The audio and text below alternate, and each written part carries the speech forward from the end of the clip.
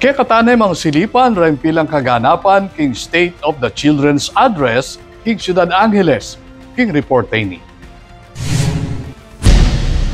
Pesinayanen ning City Government ng Ciudad Angeles king pamanimunan ng Mayor John Lazatin ing State of the Children's Address bilang parti ning National Children's Month inyang November 27 king Angeles City Library.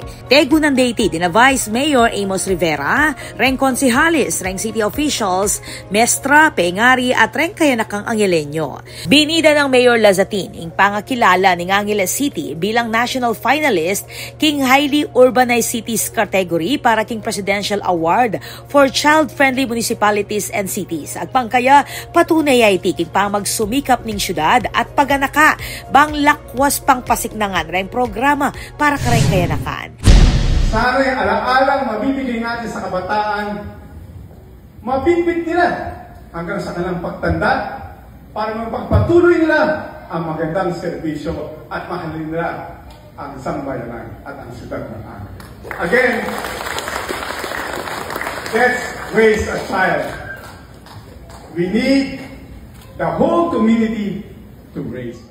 Pepasyag na lang ng alkalde rin agawa at planong proyekto para king kapakanan dareng anak, kabilang na ipamagpalawak king serbisyong pangkabulasan o healthcare, mas matibeng child protection systems, mas malawak ka access king early childhood education at rin programang pangkabiyayan para kareng pamilya.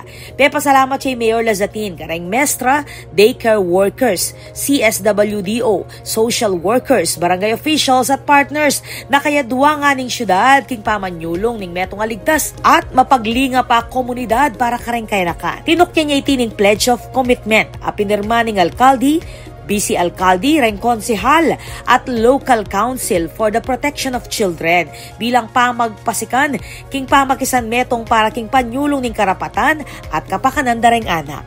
Ako po, Patricia Mamangon para king News Force Pampanga, Balitang Tutu, king Balen, Susuyo.